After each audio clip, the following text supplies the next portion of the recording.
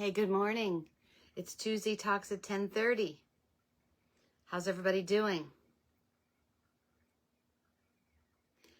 Every Tuesday at 10:30, I tune in. So I'll just wait for a few minutes and see who all comes on. I'll put this here so that I can see comments. I feel like I'm a little high. Okay, there we go. So good morning, good morning. This is Stacy Niedenthal with Connecting to Spirit with Stacy. This is Tuesday Talks at 10:30. I'm your host, Stacy Niedenthal, and I come to you every Tuesday at 10:30, and we talk about wholeness and oneness. We talk about meditation and grief and death and dying. We talk about all these things that sometimes we're very uncomfortable with speaking to other people about. So if you're on, just let me know that you're here so that I can welcome you.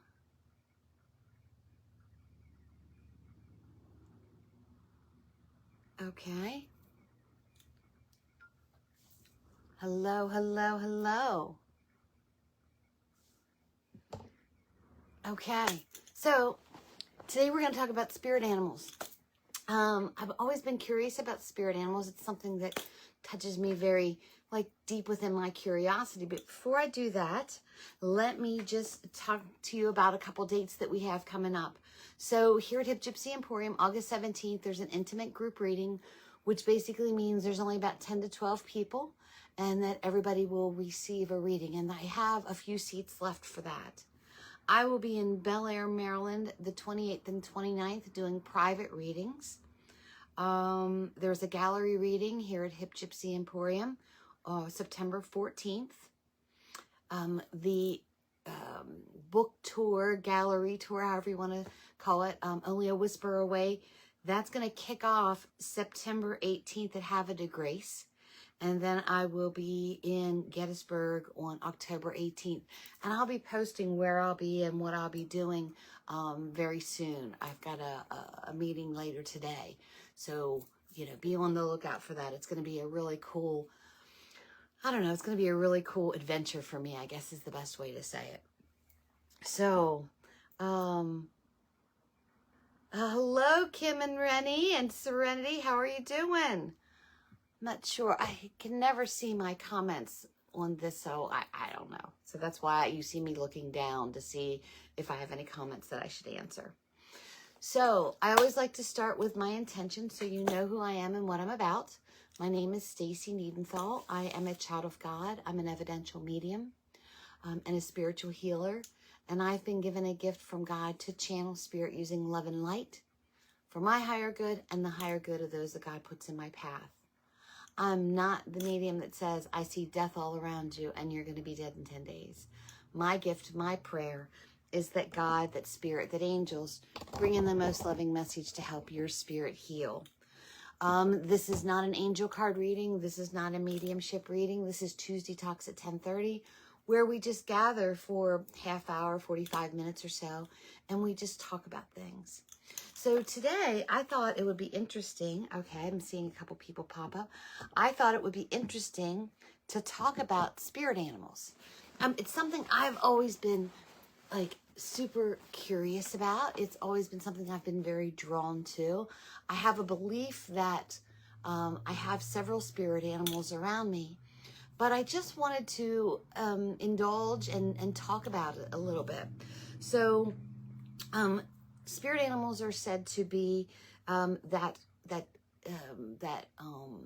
spirit, that energy that travels with us through our journey, that inspires our growth and our strength.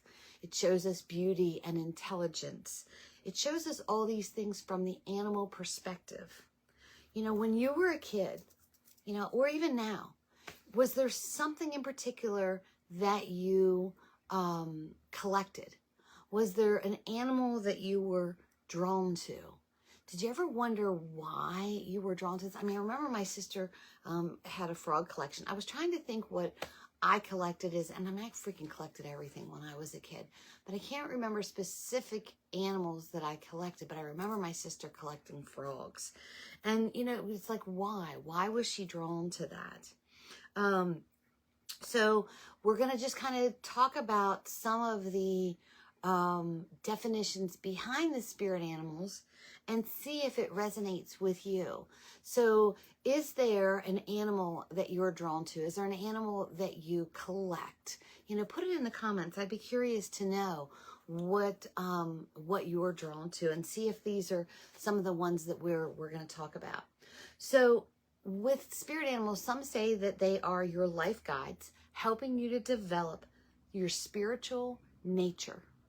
So this is one portion of what the spirit animal does. Some say that they are your journeying companions. They're with you for a short while, and then they like switch up. So another animal may come to mind. I remember, oh gosh, probably about 10 years ago, or so, I started being really drawn to the flamingo. And I wasn't much of a flamingo person until about 10 years ago. And now I just absolutely adore them. And so that's one of the ones we're going to talk about.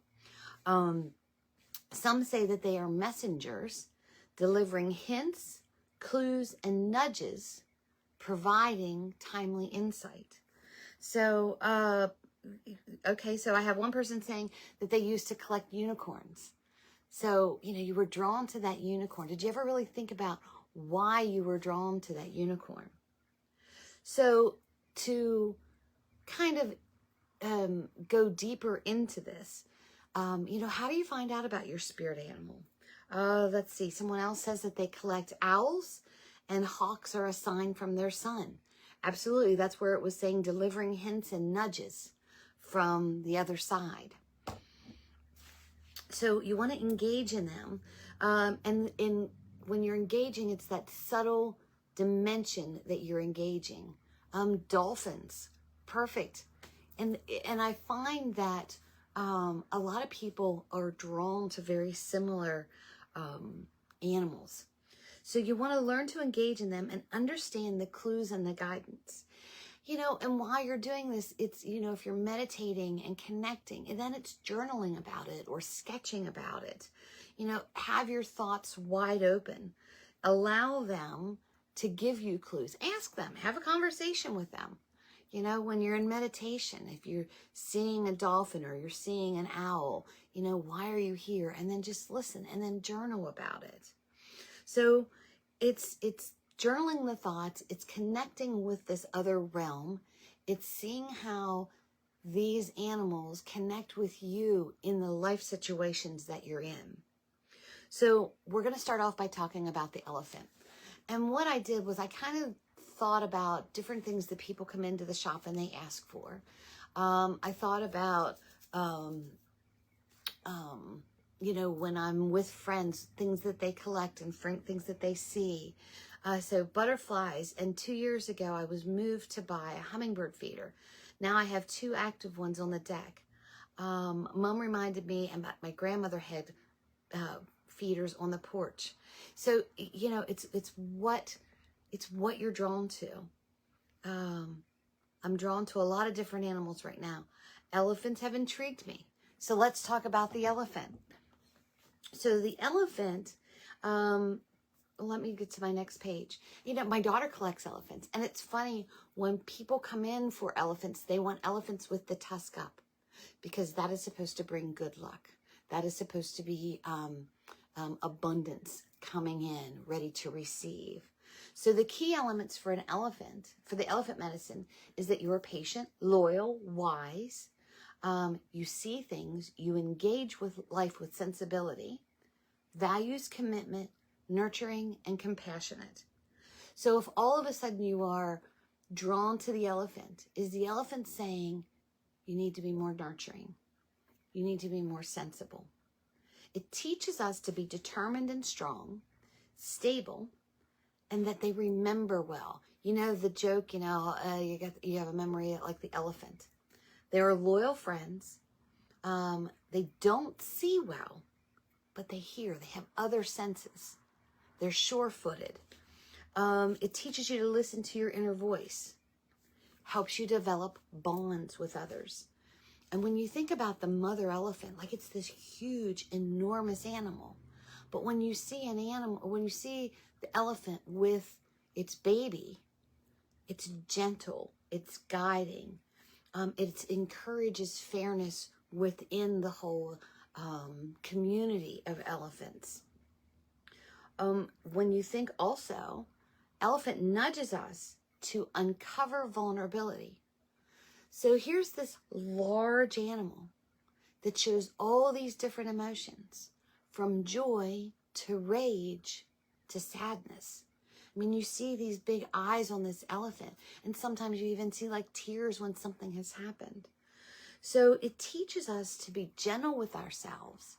It teaches us to be vulnerable and to be gentle and to remember things. And I wanted to know if when I describe the elephant, does this resonate with some place that you're at right now of why you're being drawn to an elephant? Determined, strong, stable, vulnerable. I mean, they're like the opposite ends. If I'm determined and strong, how am I also vulnerable? So it teaches you the balance between the two. So when I'm talking about this, does this resonate? Interesting, right? Absolutely interesting. So then I looked at the horse. I have a lot of friends who own horses. I've always been, drawn to horses. I don't ride anymore. Good grief, I would probably break a hip. But I used to just love to be, on a horse riding when I was a kid. So a horse awakens your adventure. It opens the heart and it encourages passion and joy. And when you think about a horse in full gallop, it's there for the adventure. It's passionate. It loves like smelling the air and feeling the, the air in their mane. And they're just so graceful. The horse teaches us beauty and grace. It inspires you to experience joy of movement. Are you stuck in space, or are you stuck in place where you're not moving? Look to the horse. Think about how it moves gallantly. In Mystic Tales, someone had said about the unicorn. So in Mystic Tales, the horses were said to have wings and magical horns, which symbolized flight or power. So when you think about the horse, it's so strong and muscular, but joyful enough that it's magical enough that it can take flight. A horse is loyal, encourages you to have the thrill of freedom, friendly and free, spirited yet proud, powerful and graceful, all in one. It teaches us balance between responsibility and freedom. And this is kind of that soul's journey. So if you're journeying, if you're thinking about what my path is, maybe looking to the horse and the meaning behind the horse and, meditating and calling the horse in. A horse loves to run wild and free, but it's also sensitive of the needs of others and is always willing to help. The horse senses clear emotions and wants to help. There's this video I saw where this woman is in her stable and she just she has her back to the horse and she just bursts into tears. And the horse just comes up behind her and just puts his nose right on her shoulder.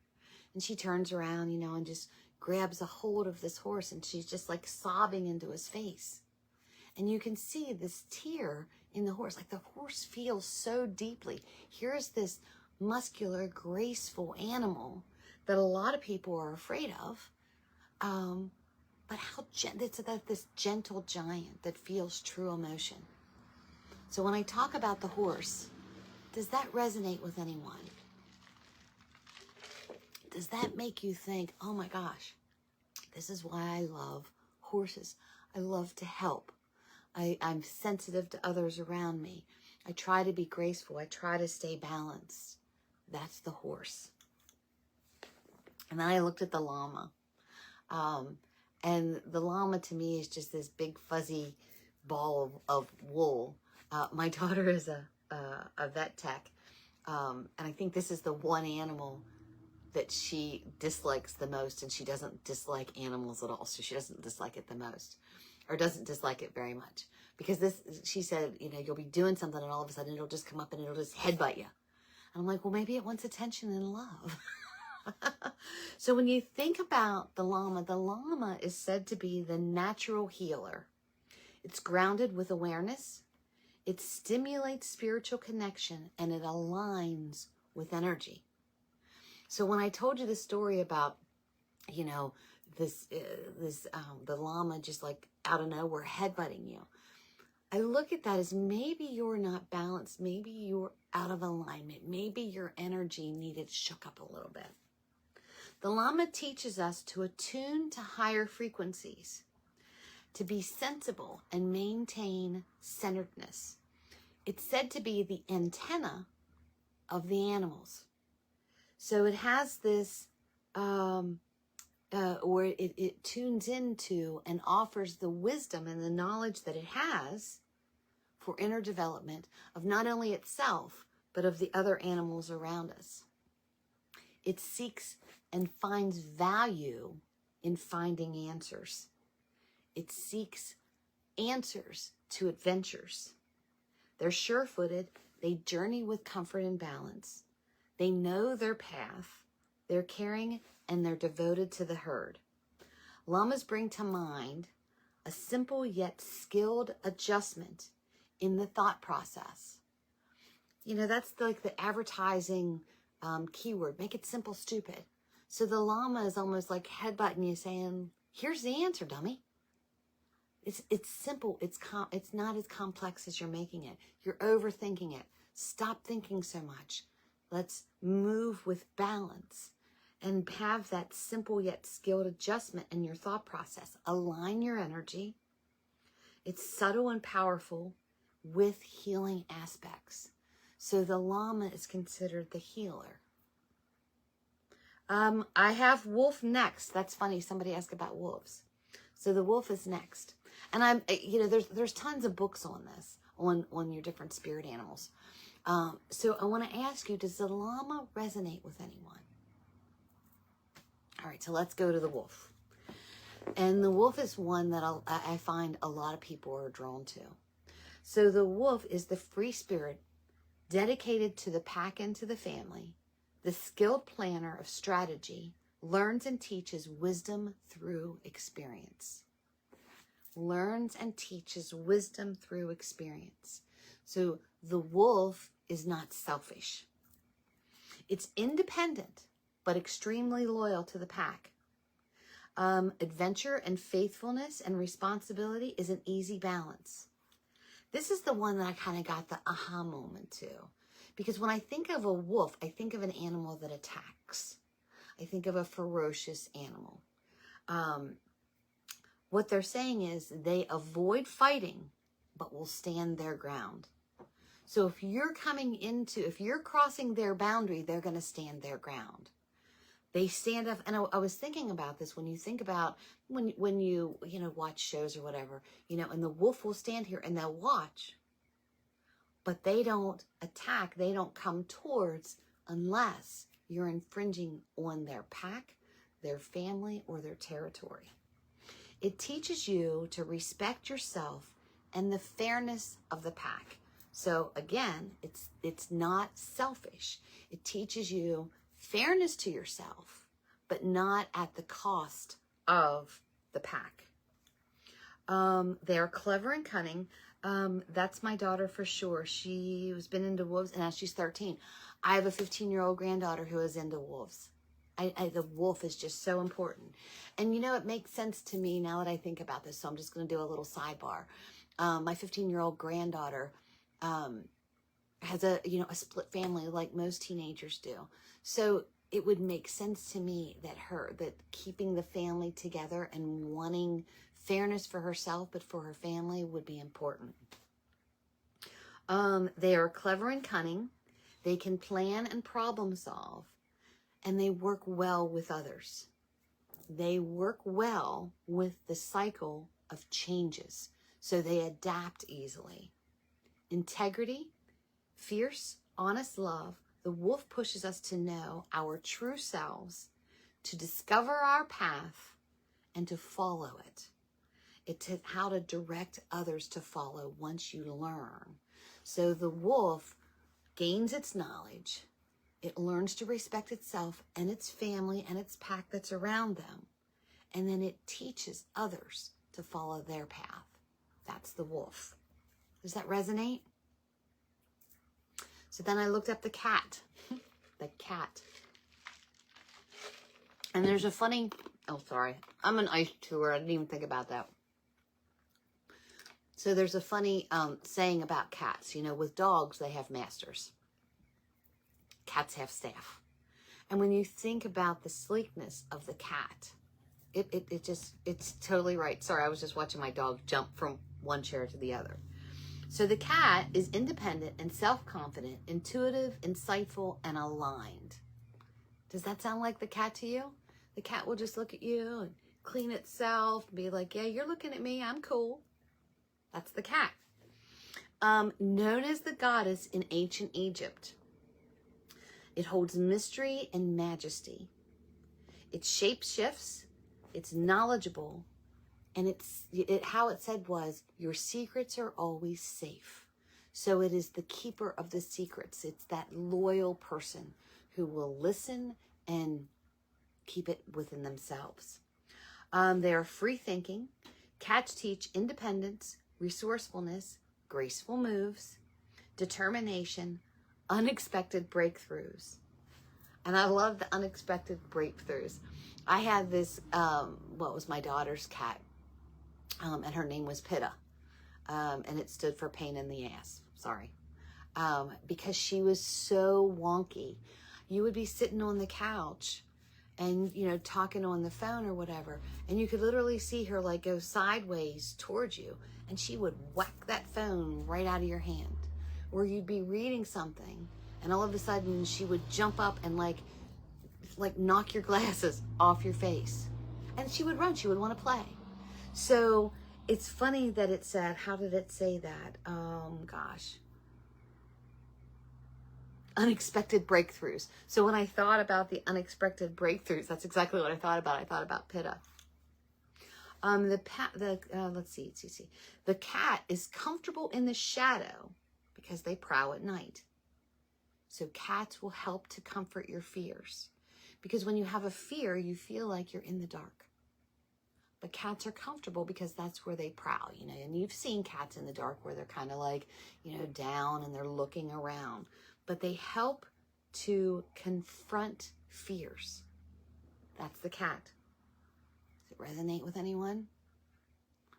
So, to do the opposite of cat, or not to show any bias to cats, I have to do the dog. I'm a dog person. I've been a dog person for a very long time. So, dogs. When I said that, Roxy looked up. Dogs are faithful and loyal friends. Self-service. They enjoy the simple things. And they love unconditionally. Does that sound like your dog? Loves unconditionally. I could literally come inside and say the meanest things in the sweetest voice to my dogs, and they'd be like, I love you, I love you, I love you. Unconditional love, right? Unconditional love. So they teach reliability, trustworthiness, and loyal devotion, and compassion. Sound like a dog? They're sensitive to smell and hearing, so they're very alert. They guard you. They know when intruders are around. Even with Rebel, when the intruder is his reflection in the mirror, he's going to let me know. They watch over us. They guard us. They enjoy the hunt, and they love being of service. They're devoted to family, both their family and friends of their family. They encourage us to lighten up. They love completely. They are great and noble teachers. And I love that about the description of a dog, that they are great, noble teachers. What can you learn from a dog? Love.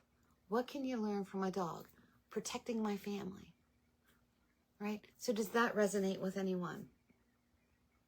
And then we have the eagle. I saw dragonflies, and I think I have it down here. I picked like 8. So I think I've got dragonflies on here, so we'll come to that. So the eagle is very powerful. It's a very powerful teacher. It knows what it wants, when it wants it. It communicates with spirit and expresses its true self. When you think about an eagle, I mean, they've got this big white head, and just the way they perch on something, they just look so proud and so powerful and so determined. They just have that look. They teach us swift and focused actions. Swift and focused actions. So, the eagle sees something, swift and focused. To go the distance, to harness nature, to see the different viewpoints of all of the surroundings. They have excellent vision. They're keenly aware of their surroundings. So when I think about the eagle, it's that bird's eye view. You want to check out all your surroundings before you move forward with something. They see the big picture. They know where to go. They see through deception. So they know when you're BSing them. They know when you're lying to them. They see the bigger picture. They're said to carry prayers to spirit. So if you see an eagle, and I mean, I've seen 1 or 2 eagles in my life, but I've not seen that many. And I guess I look at an eagle as, higher on the animal chain, like majesty. So it would make sense to me that they carry the prayers of the human race to spirit.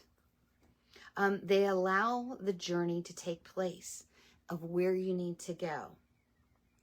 They help us to elevate our awareness, make us stronger, clearer, more accurate, active actions with no limitations. No limitations. That needs to be done, I can do it. So are you suddenly drawn to eagles? Or have you been drawn to eagles for a while? Why? Does any of this resonate and make sense? Okay. So the next one is the flamingo. Yay! I'm like the little old Florida lady with my flamingos. So I don't have them. I'm just trying to see. I don't have any in here. And I don't have my flamingo cup with me right now. But I've been drawn to flamingos for like the past 10 years. I just love them. So flamingos show beauty, grace, balance, and nourishment. So when I was thinking about that, and like the time that I started being drawn to them, I was paying better attention to the food that I was taking in. I was trying to find balance. I was trying to come out of depression, find beauty in things. So it made sense. It teaches elegance with sturdy equilibrium, whether standing on one leg or flying, which I've never seen a flamingo fly. I have to YouTube that. It teaches us balance, physically, emotionally, and spiritually, which again made sense to me. I was on that spiritual journey, finding balance. I was working on myself emotionally and physically. Flamingo is not a show-off, but is not afraid to express itself. It loves oneself and others wholeheartedly. So it just doesn't love a little bit. It loves with its whole heart. The spirit of the flamingo is a good guide for those who are journeying. They teach healthy balance and expressing your soul's creativity. Does that resonate? It teaches us our journey through health and balance, and to express our soul's creativity. When I first opened up to spirit, I was very quiet about what I did. I mean, it was almost like a whisper when I would talk to people. And now I'm like, this is who I am. So hummingbird. Excuse me. No ice this time. So the hummingbird. The hummingbird is fast and a talented flyer, inspires wonder and spreads joy and happiness. When I think about the hummingbird, it's like all these little bursts of joy and of happiness. So what it teaches us. So it's one of the smallest birds, and it's one of the only birds that can fly backwards, upside down, and side to side. So the wonder of life is magical, right? So it shows you no matter how you have to fly, you'll figure it out because the wonder of life is magical. And it has these wings that flutter or fly so fast that they hum. So this is associated with healing, with vibration. So, and when you think about, I mean, it's a busy little thing. It literally visits hundreds of flowers on a daily basis. So it has lots of energy. So that's that vibration, that energy. It's linked to revitalization and resurrection. Even though delicate appearance, they are strong. They encourage bravery. They awaken to the joy and the wonder of the world that is around you. And when I work with medicine cards, the hummingbird intrigues me because if hummingbird is one of your totems and one of your spirit animals, you have sudden bursts of joy.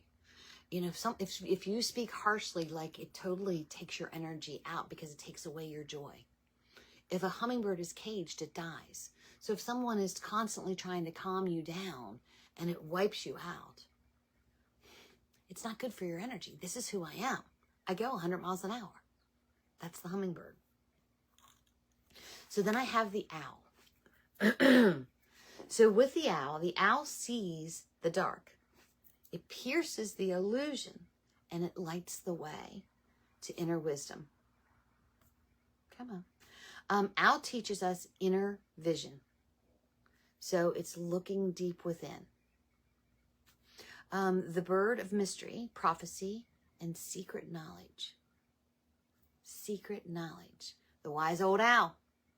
It has this secret knowledge because it's the owl that's in the dark but can still see. So it sees things that other people do not see. It has keen night vision and it surveys its surroundings and will quickly act. It encourages movement. It sees through deception. It guides your dreams. What are you afraid of? The owl will help you find that. See your fear, fly through it, and conquer it. That's the owl. I love that. It will help you to see your fear. How did I say that? See your fear, fly through your fear, and conquer it. That's the owl. Does that resonate? So then we have the butterfly. The butterfly is beauty, patience, trust, and transition. It teaches us rebirth and transformation. Wisdom and patience. Witnessing a drastic transition. So if your life has been totally turned upside down, there's this transition that's happening. It's a drastic transition. Think about where the butterfly started in this, little egg and larva. And Denise can tell you all about that. It unfolds the imagination to open your wings and to embrace the possibilities with legs and antennas able to feel vibration. So it has this knowing of what's around it. It teaches us to embrace the newness and different ways to grow our senses. It helps you to lighten up and to trust change. That's the butterfly. Does that resonate? Oh my gosh, that resonates with me so many times. And it makes sense to me that when someone passes, when we see a butterfly, we instantly think of them because our loved one has transitioned from this earth plane to the spiritual plane. Now we have the dragonfly. I thought I had the dragonfly on here. I just have a few more. So the dragonfly is an acrobatic flyer. It holds ancient wisdom.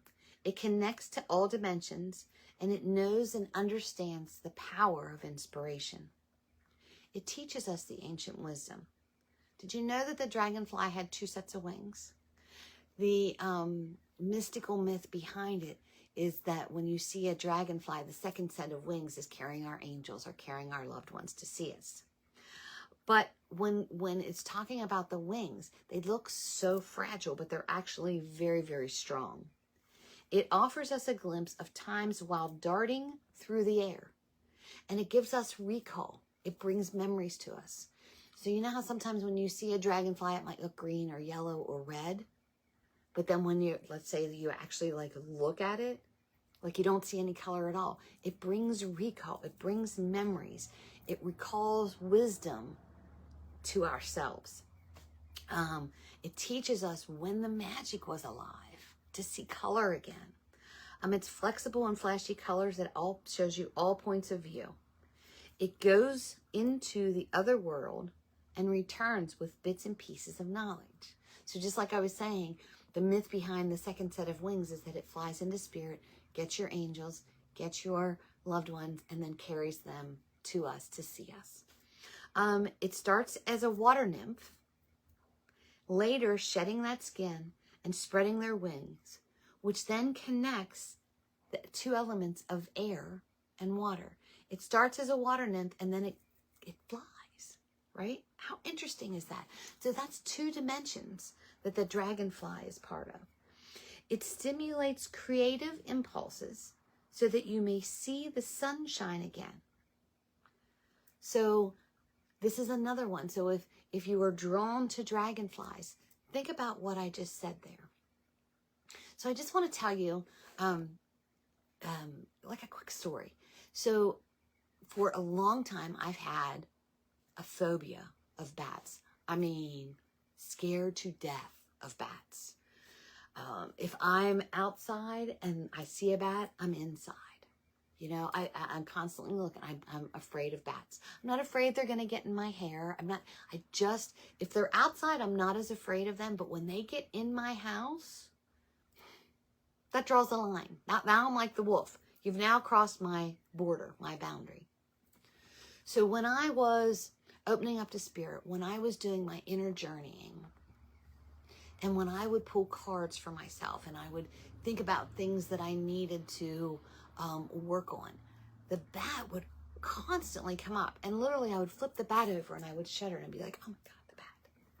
So when I read about the bat, it made sense to me because the bat represents a spiritual death of something so that something else can come in.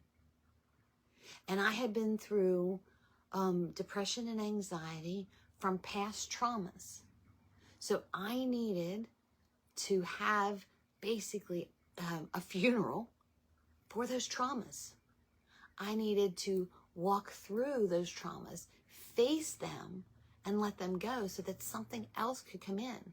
Because these traumas were blocking things. They were making me afraid of certain things. So when I was able to journey through that, using the bat as a visionary, and using that as flying at night, and when you think about when you go to sleep at night, that's when your head goes a million miles an hour. That's when we fear the dark, you know, when we're kids. But when you look at the bat flies at night, and that's where dreams come. That's where dreams are made, in the night. So why fear the bat when I can walk through those things that were stopping me? And I got to tell you, last night we were outside, and I saw a bat outside.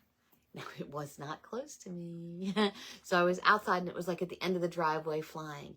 And I did not shudder. I didn't, I didn't like beeline for the door. I just stayed out and I watched it. And what I learned in that moment, and even talking about what I'm saying here, is the bat came into my life as a phobia because the traumas that I had made me fearful of things. Make sense? And then the bat showed me that I needed to not fear the darkness, to walk through the darkness, to see things for what they were, to learn the lessons and release them so that other things could come in for me. Like, that was a huge epiphany for me.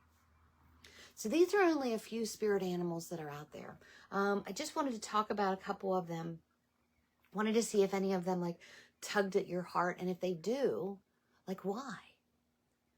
Why in this particular moment in time are you drawn to a wolf, a dragonfly? Why are you drawn to it? What's going on in your life right now? Have you always been drawn to them? Are you drawn to them because a loved one was? Well, look at what the reason behind that is then. Oh, It's showing compassion and love. Maybe your grandmother was attracted to wolves, and wolves are very loyal to the pack. Remember we said that? And even friends of family. So if your grandmother was attracted to wolves, the wolf would be a friend of hers. So it would make sense that you are now attracted to it. The wolf is now going to protect you like it did your grandmother. Make sense? So it's something to think about. It's something to look at and just, meditate on. When I was younger, I used to collect. And think about what you collected. I wonder why I collected those things. I collected clowns. That's not really a spirit animal. I collected clowns because I wanted to make everybody laugh. I wanted everybody to be happy. I loved Emmett Kelly clowns. I know a lot of people are afraid of clowns. So then I look at this as, are you afraid of clowns because are you afraid of being happy and just spontaneous? Or are you afraid of the mask that someone else has? So to me, a spirit animal, when we're afraid of something, may not necessarily be an animal. It might be an object as well. So they are to give, she blows. They are to give you nudges and information of things within your life so that you can have a better understanding of the journey that you're on. Interesting, right? So if you're interested in learning more about your spirit animals, there are so many books out there. There's so many YouTube information about that. But what I say to you is when you read about this information, think about it, because you could read 12 books about one thing and you will get 12 different answers. But read about it, meditate about it, ask, invite, and then come to your own resolution. Come to your own conclusion about what the spirit animals mean for you. What does it mean to have a spirit animal? It could be a ladybug. It could be a vulture. It could be a crow. A lot of people are drawn to crows. Trying to think. Let's see. Let me just see what this list is in this book. Skunks, raccoons, rabbits, rams, porcupine, pigs, gorillas, horses, llamas, moose, pumas. I should look up the Black Panther. I always wanted to have like a Black Panther, tattoo. Fireflies, grasshoppers. There's all these different animals. To me, it's like, why were they put on this earth? We're learning lessons from every single thing that's on this earth.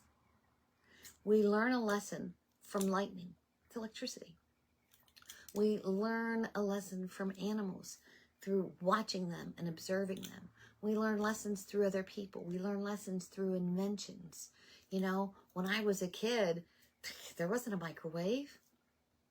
The only speedy way to get food was to go out to dinner, where you heated it up in the oven. You sat down for dinner. You learned things. So all these footsteps that we are taking through life is to teach something. Don't overlook things. Be curious about it. Maybe nothing resonates with you with spirit animals. Maybe it does. Maybe guides are more important to you and angels. But learn from it. Find out about it. Ask, seek, journal, be.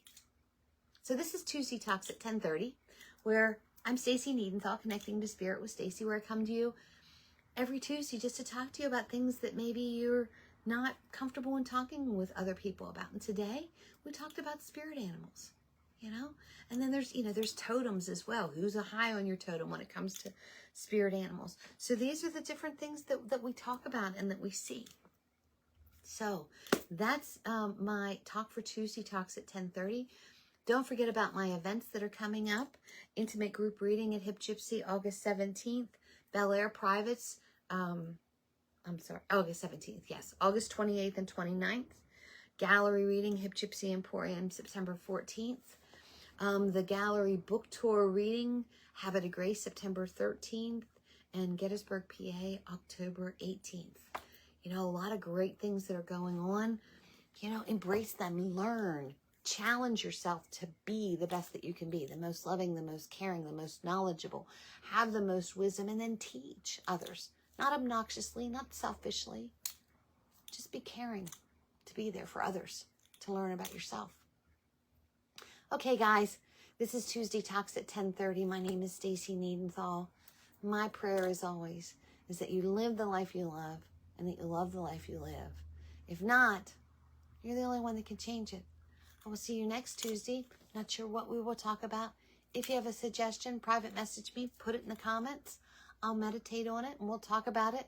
I'm probably going to be doing a live angel card reading coming up in the next couple evenings because I haven't done one in a while. And I feel like I've, what do you want to call? I'm not paying enough attention to you. So, watch for that as well. Live angel card reading coming up. All right, guys. I will see you next Tuesday. Peace out. I love you, and I will talk to you soon. All right. Bye-bye.